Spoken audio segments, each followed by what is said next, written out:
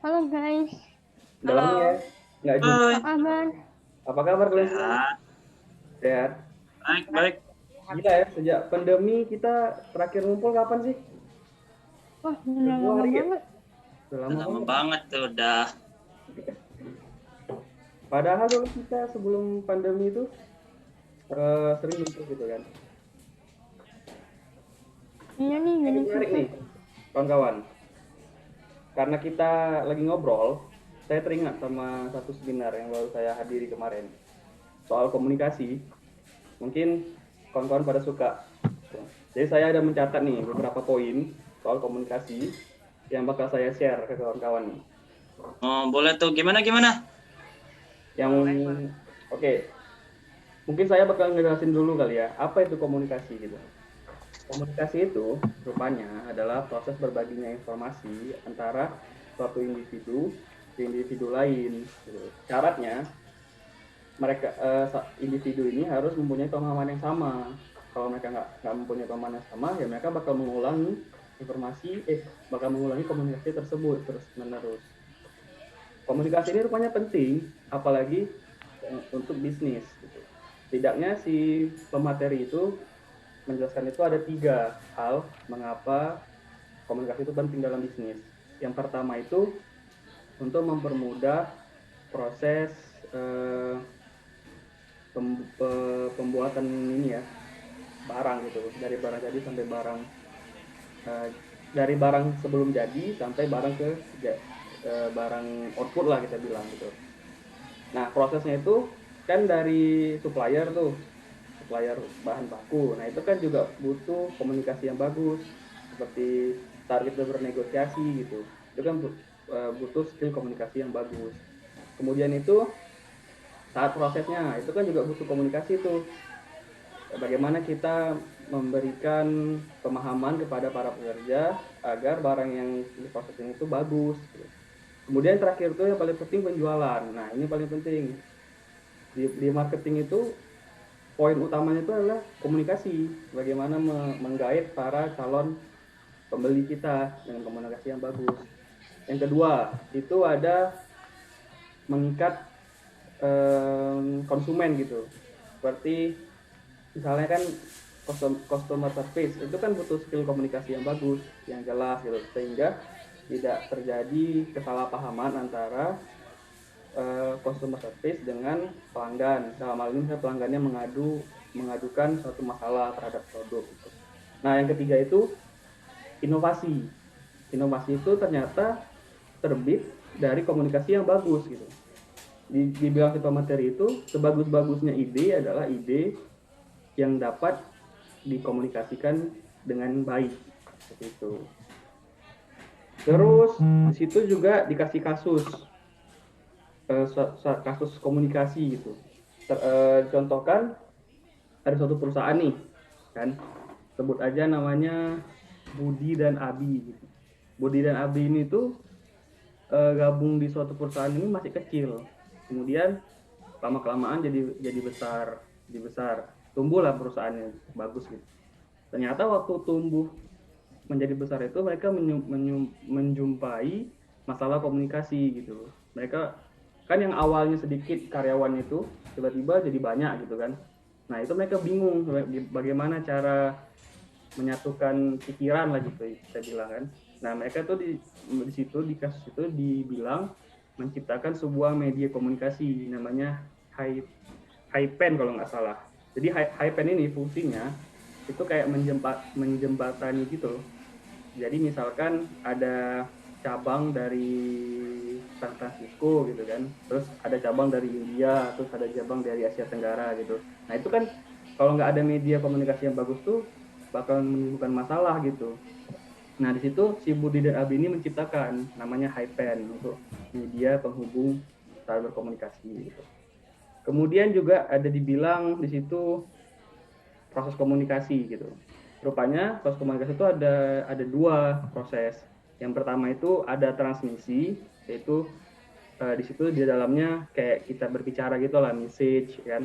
Terus ada encoding. Encoding itu maksudnya bahasa simpelnya rupanya itu, nah kayak saya berbicara itu encoding rupanya. Jadi saya membuat suatu gestur gitu, coding-coding tertentu supaya dipahami oleh si penerima. Nah, semua itu prosesnya itu disebut noise. Namanya noise rupanya.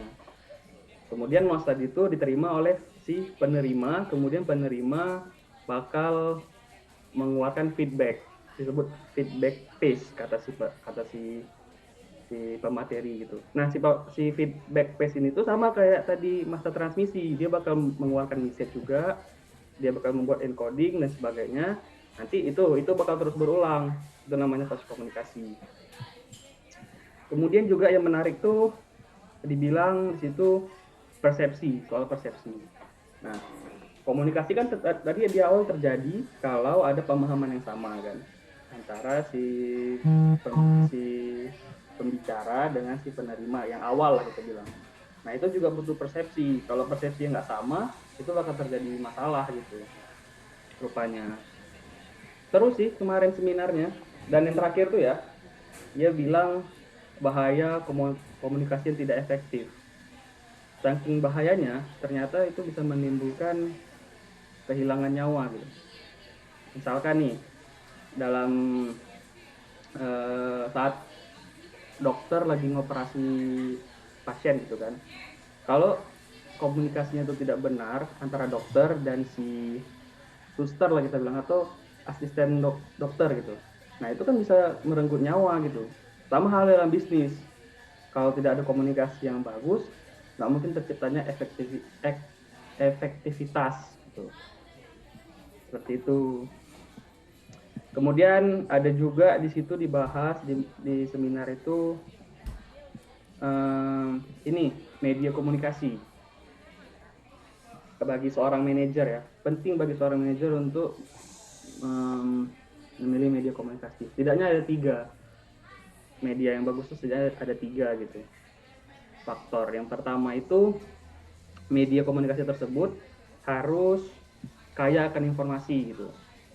Informasi maksudnya tuh informasi yang bisa disampaikan di media itu harus luas, tidak boleh sempit.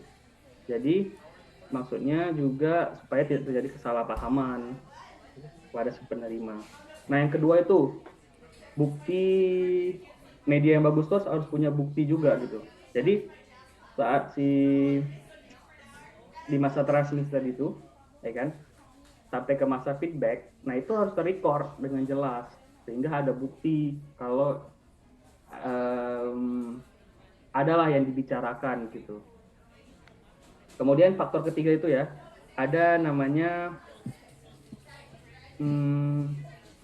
kemudahan gitu, atau ibaratnya kalau dalam hal ini ketepatan waktu. Jadi misalkan si manajer gitu ingin memberikan instruksi harus rapat pukul 8 gitu. Kan sebaiknya media yang bagus tuh harus tersampaikan kepada si penerima itu ya pukul 8 atau 8 kurang. Kan nggak mungkin dikirim instruksi jam 8 karena medianya lemot sampai jam 5 sore. Kan bahaya gitu. Itu nggak bagus ininya, media komunikasinya gitu.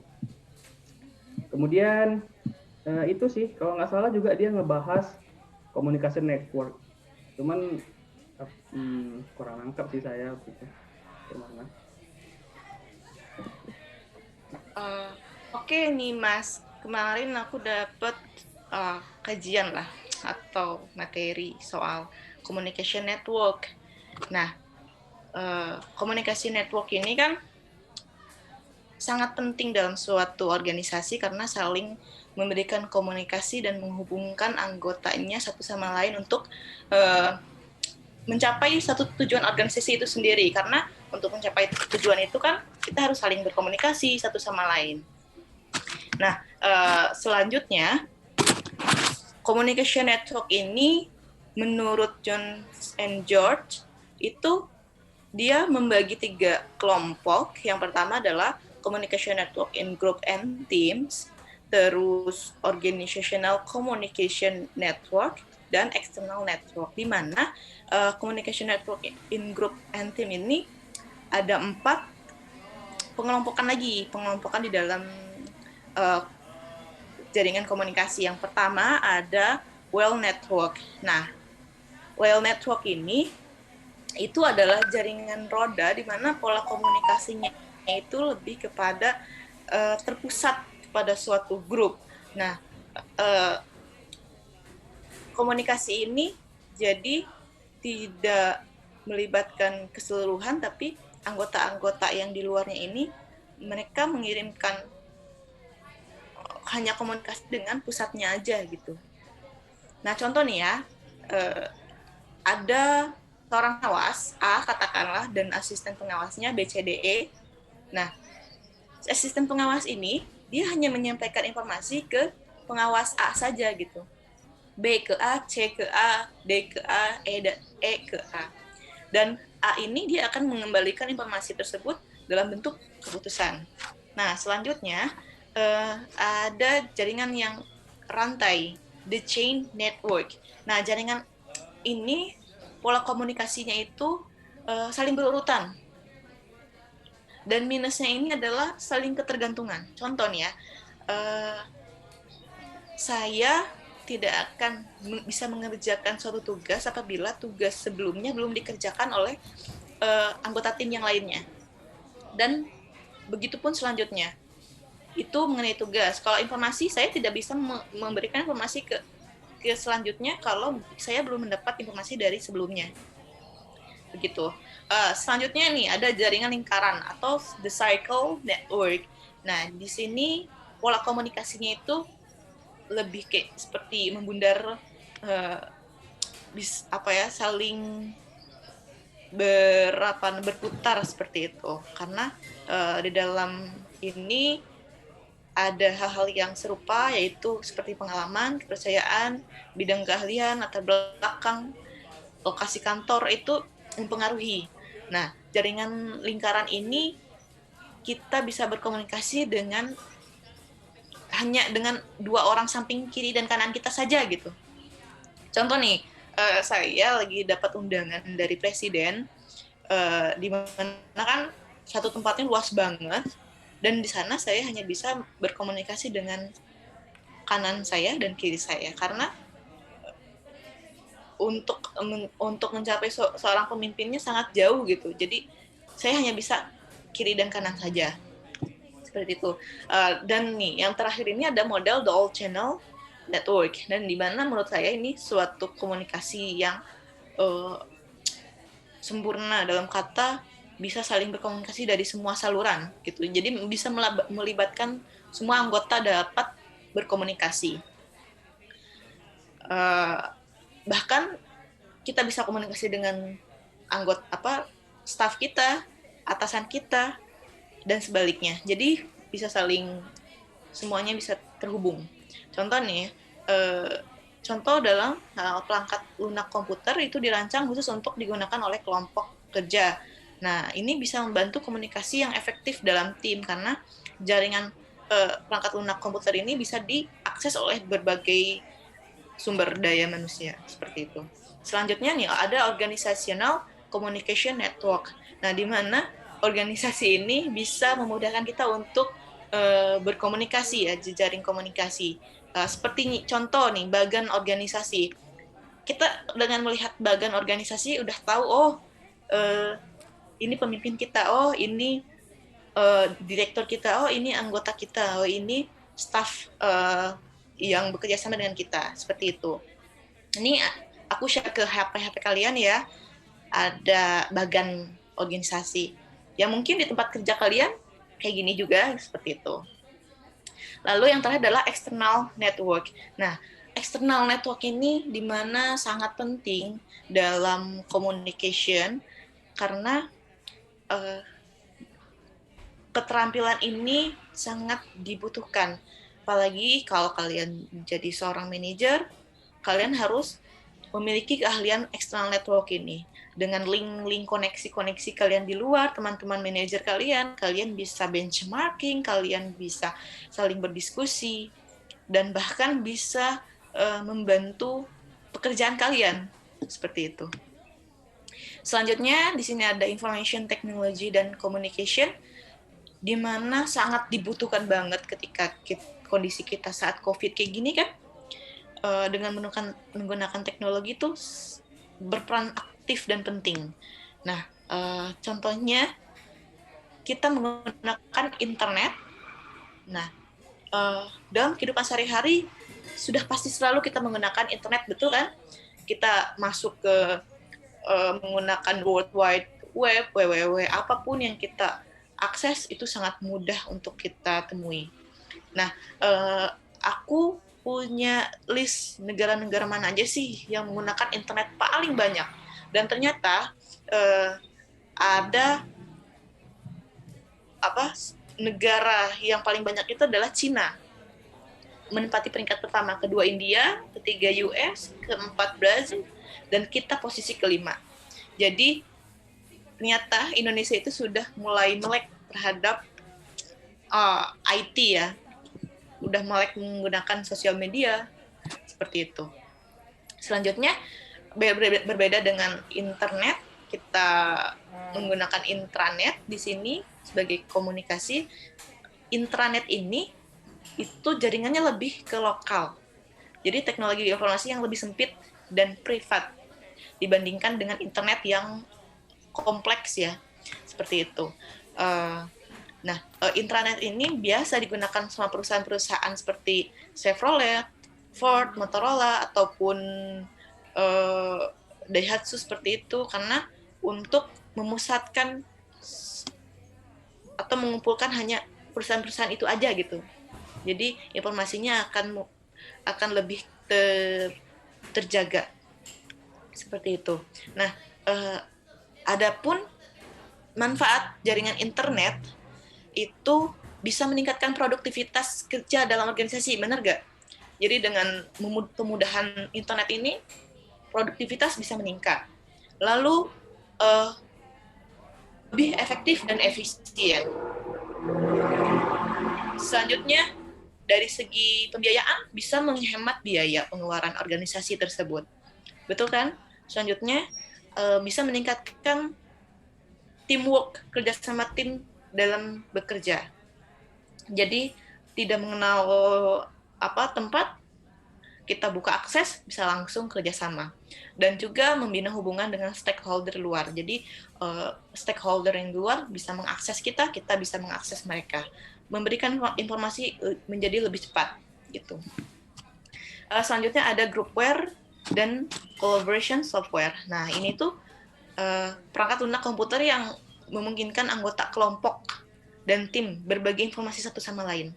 Jadi, hanya anggota kelompok dan tim saja yang untuk bisa meningkatkan komunikasi dan kinerja mereka. Nah, di sini ada manajer itu akan berhasil kalau menggunakan groupware sebagai media komunikasi di organisasi mereka apabila kondisi-kondisi ini tuh terpenuhi. Contoh nih, kerjaan berbasis kelompok atau tim itu diberikan suatu penghargaan. Selanjutnya, groupware akan dapat dukungan penuh dari top manajemen. Jadi top manajemen ini akan mudah sekali untuk mengambil suatu informasi. Selanjutnya, budaya organisasi menekankan fleksibilitas dan berbagai pengetahuan. Lalu groupware ini juga digunakan tujuannya untuk bisa sebagai alat yang lebih efektif. Dan terakhir, karyawan ini juga bisa mendapatkan pelatihan yang memadai dalam penggunaan komputer. Seperti itu. Oke.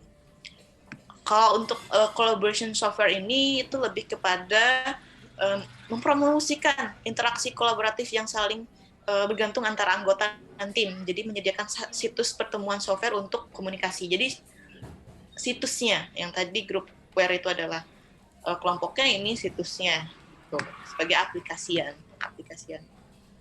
Selanjutnya nih, bagi kalian yang manajer, ada kemampuan komunikasi yang harus kalian punya. Yang pertama itu kemampuan komunikasi manajer sebagai pengirim. Nah, di mana seorang manajer itu harus bisa memberikan informasi yang lebih akurat gitu ya, lebih dimudah lebih anggotanya menerima gitu. Manajer sebagai pengirim, yang pertama itu mengirim pesan dengan jelas dan lengkap. Ya, Terus bisa menggunakan bahasa yang mudah dimengerti oleh penerima. Lalu seorang manajer juga harus menggunakan media yang sesuai dengan isi pesan. Jadi nggak boleh melenceng gitu apa yang dia berikan. Selanjutnya, pilih media yang diamati penerima. Dan terakhir, seorang manajer itu harus menghindari penyaringan atau distorsi informasi. Nah, di sini ketika mendapatkan informasi dari luar, seorang manajer nggak boleh langsung memberikan informasi secara mentah-mentah. Jadi harus disaring lagi, gitu. Terus memberikan feedback dalam suatu pesan. Jadi si anggota ini bisa menerima secara efektif dan mudah diserap seperti itu. Jadi bisa memberikan feedback kembali. Lalu yang terakhir adalah memberikan informasi yang akurat. Tadi ya, ketika ada informasi dari luar, sebisa mungkin kita bisa mengantisipasi kehoaksan informasi seperti itu. Selanjutnya nih, communication skill for manager as receiver, sebagai penerima. Seorang manajer itu kalian harus bisa pay attention. Jadi memperhatikan atau seorang anggota kita memberikan informasi ke kita harus mendengarkan gitu. Jadi jangan memberikan tekanan pada anggota untuk menyampaikan ke seorang manajer. Terus manajer juga harus menjadi good listener, jadi pendengar yang baik bagi anggotanya. Selanjutnya harus bisa berempatik, di mana kita ini harus menjunjung tinggi humanisme agar seorang pekerja dan kita juga bisa nyaman dalam bekerja. Dan terakhir nih ya, seorang manajer itu harus understanding linguistic styles, di mana di Indonesia ini beragam dengan budaya, bahkan mungkin anggota kita memiliki kelebihan dan kekurangan, kita harus menyesuaikan dengan mungkin bahasa tubuh ataupun pemberian bahasa kita yang baik. Seperti itu. Kemarin sih aku gitu aja sih dapat webinarnya. Mungkin teman-teman ada lagi nggak selama pandemik kayak gini? Iya, kemarin aku juga ikut seminar dan dia ada kaitannya sama komunikasi juga, Mbak. Jadi memang komunikasi itu penting dalam organisasi, soalnya kalau nggak ada komunikasinya salah, itu jadinya konflik. Dan kemarin tuh narasumbernya ngomongin tentang konflik dan negosiasi. Jadi tuh konflik itu diperlukan untuk organisasi, karena kalau nggak ada konflik itu justru akan merendahkan performa organisasi. Nah, jadi tuh konflik tuh ada 4 macam. Aku lupa. Jadi aku cek ini dulu ya. Ini ada 4 macam. Ada konflik interpersonal, jadi itu konflik antar individu. Lalu ada konflik intragroup, itu konflik dalam suatu kelompok. Ada intergroup konflik, itu antar kelompok, sama interorganisasional konflik, itu kayak misalnya yang pernah terjadi antara Samsung sama Apple. Nah, sumber konflik itu ada banyak, kayak misalnya kita beda tujuan, terus kita punya wewenang yang overlapping atau tumpang tindih, kemudian ketergantungan tugas, misalnya kayak manajer pemasaran sama manajer produksi. Kemudian ada perbedaan sistem evaluasi sama sistem penghargaan, kemudian sumber daya yang terbatas, dan ada juga status inkonsistensi, yang mana posisi seseorang di dalam organisasi itu bisa menyebabkan konflik juga loh ternyata. Dan biasanya kalau konflik terjadi, tentunya harus ditangani dong. Kalau enggak kan bisa menumpuk dan justru membahayakan organisasi. Nah, jadi itu ada beberapa macam buat penanganan atau manajemen konflik, dan yang paling bagus dipakai itu tuh ada kompromi sama kolaborasi. Kalau kompromi itu istilahnya dua pihak yang berkonflik, dia saling memahami posisi masing-masing. Kalau kolaborasi, dua pihak yang berkonflik itu mereka mencari solusi yang menguntungkan kedua belah pihak. Tapi selain dua cara itu, ada 3 cara lainnya yang sebenarnya nggak bagus buat organisasi. Seperti akomodasi, di mana ada pihak yang kuat dan ada pihak yang lemah, jadi ada yang menang ada yang kalah. Terus ada cara konflik itu menghindari konflik justru, dan ada berkompetisi, jadi istilahnya kedua pihak yang berkonflik itu maunya saling menang, jadi mereka mempertahankan posisi masing-masing hingga salah satu dari mereka ada yang kalah. Nah, tapi misalnya nih di organisasi itu ada konfliknya tuh menyeluruh dalam organisasi itu. Biasanya mereka menangani menanganinya dengan mengubah struktur atau budaya organisasi. Kayak misalnya kemarin itu aku kasih tahu sama narasumbernya, itu contohnya Indosat. Jadi Indosat itu pernah mengubah budaya mereka buat meningkatkan atau memperbaiki konflik yang ada di dalam organisasi mereka. Nah, jadi buat menangani konflik itu pasti ada proses negosiasi. Dan dalam proses negosiasi ini biasanya ada pihak ketiga nih, namanya mediator sama arbiter. Bedanya di mana? Bedanya itu kalau mediator itu pihak ketiga yang mereka nggak punya wewenang buat memutuskan atau memaksakan kehendak mereka buat keputusan terhadap pihak yang berkonflik, yang beda dengan arbiter itu. Nah, jadi kalau biasanya proses negosiasinya ada dua macam. Ada proses distributif negosiasi, di mana kedua belah pihak ini yaitu tadi saling inginnya kuat, saling mempertahankan posisi, nggak mau ada yang kalah, dan akhirnya terjadi proses persaingan untuk mencapai hasil akhirnya. Dan yang kedua ada integrative bargaining, dimana ini proses negosiasi yang paling baik, dimana mereka tuh mencari solusi atau alternatif yang menguntungkan dengan metode yang tadi bisa kompromi atau kolaborasi. Dan sebenarnya proses negosiasi ini ada hubungannya dengan politik yang nggak nasional. Yang masalah politik kemarin, Mas. Baik, ketepatan kemarin saya seminar bareng dengan Mbak Arsy. Selain manajemen konflik dan negosiasi, kami juga membahas tentang politik organisasi, yang mana politik organisasi merupakan kegiatan manajer yang terlibat untuk meningkatkan kekuatan dan menggunakan kekuasaan secara efektif untuk mencapai tujuan atau mengatasi perlawanan atau oposisi. Lalu, apa pentingnya politik organisasi? Politik organisasi dapat dipandang negatif ketika manajer bertindak dengan cara yang mementingkan diri sendiri untuk keuntungan mereka sendiri. Ini juga merupakan kekuatan positif yang dapat membawa perubahan yang diperlukan ketika aktivitas politik memungkinkan seseorang manajer untuk mendapatkan dukungan untuk perubahan yang diperlukan yang akan memajukan organisasi. Terdapat beberapa strategi politik untuk meningkatkan kekuasaan. Yang pertama yaitu mengontrol ketidakpastian, yaitu mengurangi ketidakpastian bagi orang lain di perusahaan. Yang kedua, tidak tergantikan, yaitu mengembangkan pengetahuan atau keterampilan khusus yang berharga. Yang ketiga, berada di posisi sentral, yaitu memiliki kendali pengambilan keputusan atas aktivitas dan sumber daya penting perusahaan. Yang keempat, menghasilkan sumber daya, yaitu mempekerjakan orang yang terampil atau menemukan pembiayaan saat dibutuhkan. Yang terakhir, yaitu membangun aliansi,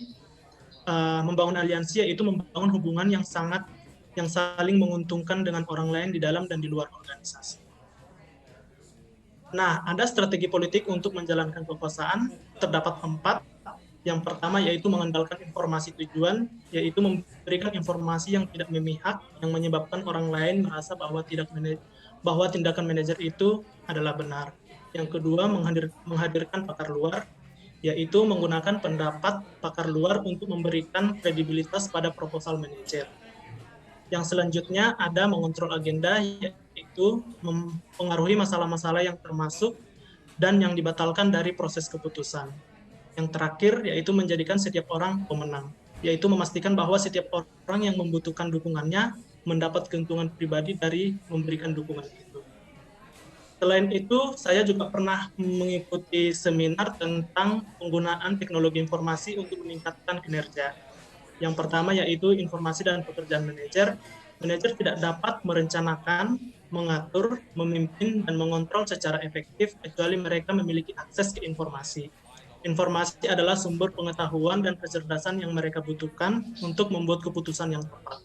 Dan data tidak memberitahu manajer apapun. Salah satu kegunaan teknologi informasi adalah membantu manajer mengubah dan menjadikan informasi agar dapat mengambil keputusan yang lebih baik. Ada 4 faktor yang menentukan kegunaan informasi bagi seorang manajer, yaitu kualitas, ketepatan waktu, kelengkapan, dan relevansi.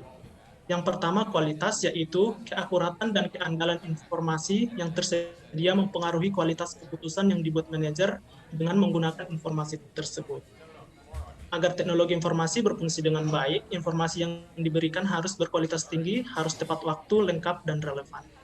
Selain itu, ada juga ketepatan waktu, yaitu ketersediaan informasi waktu nyata yang mencerminkan kondisi saat ini.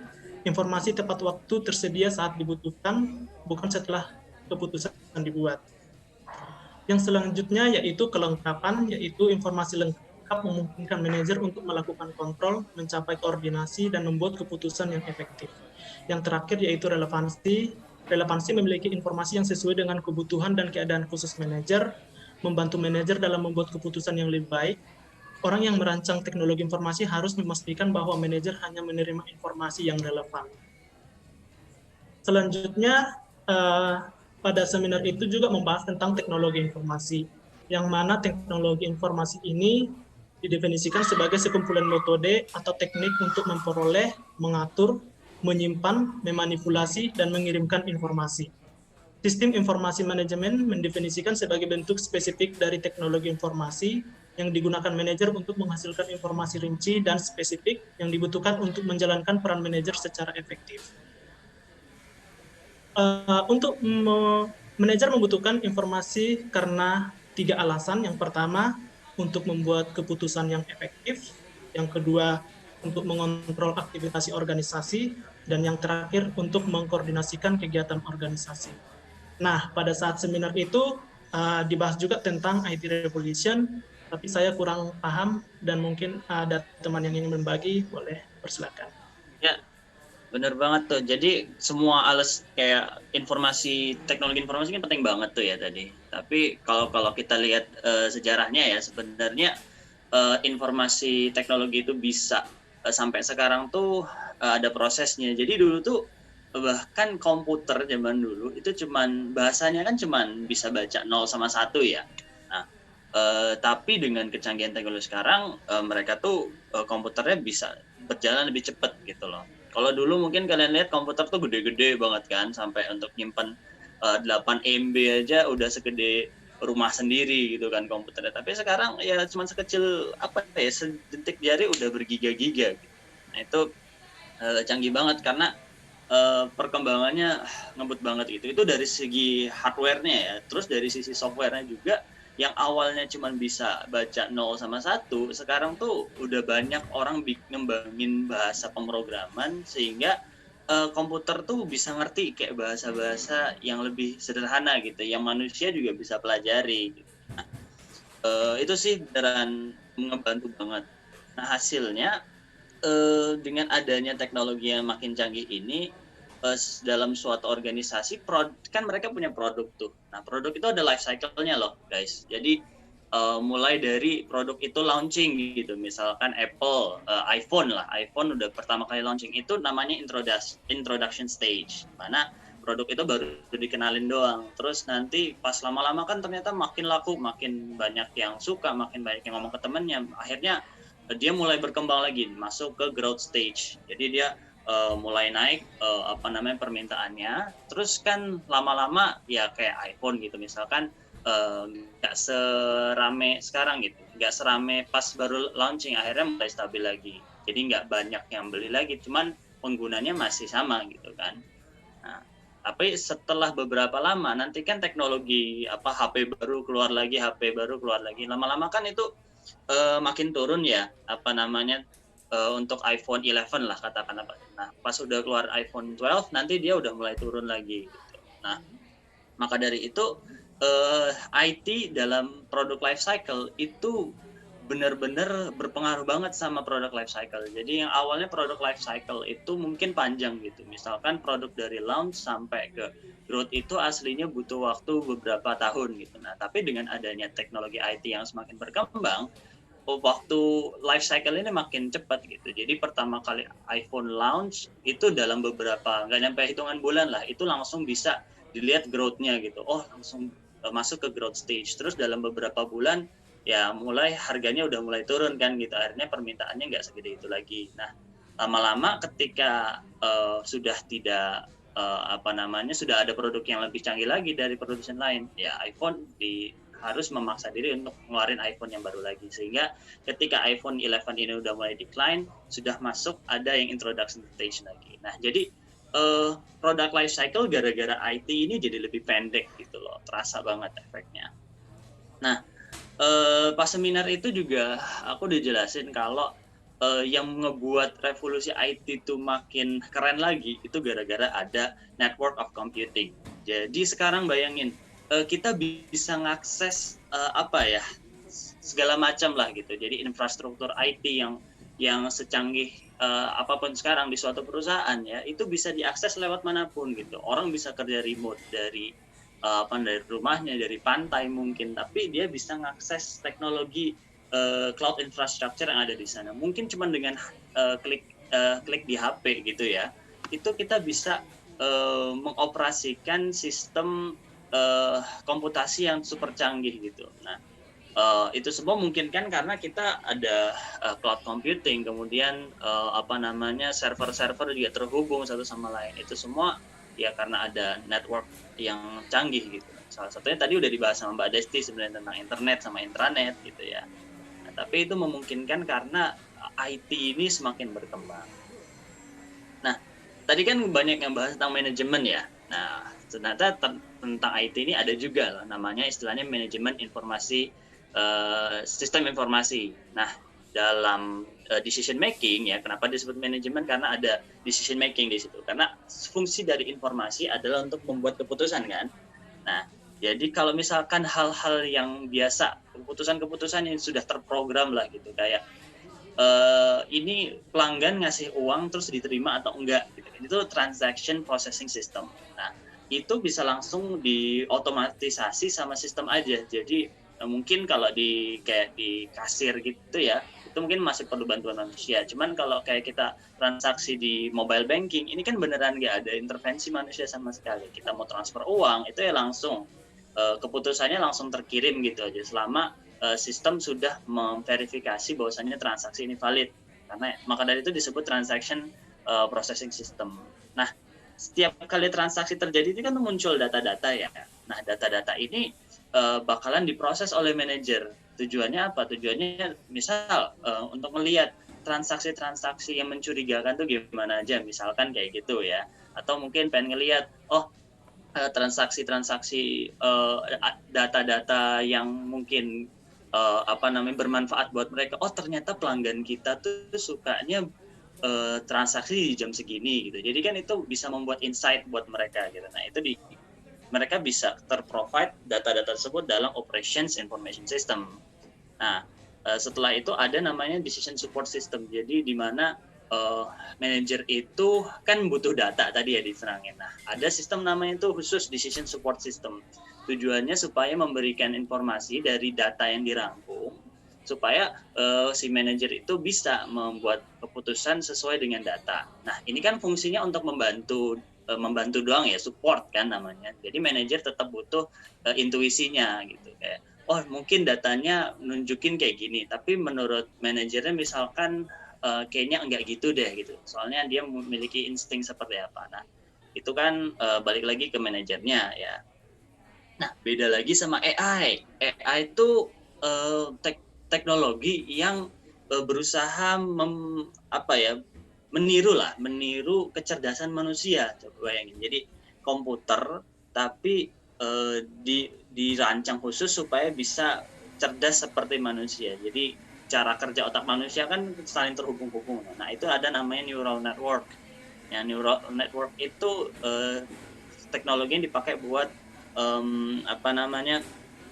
menghubungkan data-data sehingga komputer itu bisa berpikir mirip seperti manusia. Nah, ini masih berkembang sih, dan ada bahkan sampai dibentuk expert system namanya. Expert system itu teknologi yang meniru seperti manusia yang expert. Contoh seorang dokter gitu ya, untuk dia bisa mendiagnosa berbagai macam penyakit. Nah, dibuat expert system yang mempunyai fungsi yang sama gitu. Dia bisa meniru kecerdasan manusia. Nah, itu canggih banget tuh. Mungkin ya agak serem juga ya kalau misalkan manajer bisa digantiin sama mereka. Tapi untuk sekarang sih kayaknya masih berkembang dan belum sampai situ sih. Nah, terus ada lagi nih yang beneran ngomongin perusahaan ya, yang beneran semua urusan perusahaan tuh udah ke-handle semua, namanya ERP. ERP itu Enterprise Resource Planning. Nah, dengan ERP ini dia di dalamnya ada modul-modul yang bisa masuk ke semua divisi. Kayak misalkan orang HR mungkin butuh modul untuk ngurusin payroll, ngurusin insurance karyawan-karyawannya, ngurusin komunikasi, ngurusin kenaikan jabatan gitu, semua udah diatur dalam ERP. Terus juga yang terkait sama misalkan operations gitu. Misalkan mereka butuh ERP untuk gimana caranya operasi ini bisa berjalan dengan lancar, sehingga manajernya tuh bisa nentuin, kita butuh nambahin kapasitas ini, jadi bisa nentuin untuk operasional berjalan lancar nih harus diapain. Nah, itu semua di ERP system ada. Jadi semua ranah dalam sebuah perusahaan, HR, kemudian engineering, operation, dan seterusnya, itu semua bisa terhimpun semua dalam ERP. Itu canggih banget deh, terutama supply chain ya, yang banyak banget masalahnya, dan dengan ERP ini bakal kebantu banget. Nah, yang terakhir ada e-commerce nih. Mungkin kalian sering belanja ya lewat Shopee, Bukalapak, dan seterusnya. Itu dalam perusahaan juga kepake banget gitu. Bayangin ya, perusahaan nggak perlu repot-repot ngebikin infrastruktur untuk menjual produknya. Mereka tinggal upload produknya ke e-commerce dengan ya mungkin minta satu admin yang ngurus gitu ya. Terus ya mereka bisa menjual produk mereka ke banyak orang. Nah, e-commerce ini bisa dari bisnis ke customer langsung gitu. Tapi kadang kan ada bisnis yang produknya itu B2B ya. Jadi produknya itu laku malah ke bisnis yang lain. Nah, itu butuh e-commerce yang khusus, namanya e-commerce B2B. Nah, e-commerce B2B itu ya targetnya spesifik biasanya. Misalkan orang penjual bahan baku kimia gitu. Nah, itu nanti customer-nya ya yang menggunakan bahan kimia itu. Nah, tapi itu juga bisa dijual melalui e-commerce. Nah, itu sih yang aku dapat. Pokoknya canggih banget, sangat bantu banget sih IT ini buat para manajer, buat perusahaan. Keren deh pokoknya. Mantap ya. Udah lama nggak jumpa, tapi masing-masing bawa ilmu sendiri nih. Iya, cuy, keren. Wah, kayaknya asik nih kalau kita seminar bareng. Tapi tahu nggak? Boleh. Kasihkan ngobrol, ini udah mau jam 10 malam loh. Oh iya nih. Kafe udah mau tutup. Kerasa. Udah mau tutup ya. Dan kita ketemu lagi aja kapan-kapan. Boleh. Sampai ketemu. Itu kliennya udah ngeliatin dari tadi tuh, kapan orang itu. Oke. Oke lah. Ya, keburu diusir yuk. Kita bubar duluan. Oke deh, thanks ya. Thank you. Thank you. Bye-bye. Bye. Bye-bye.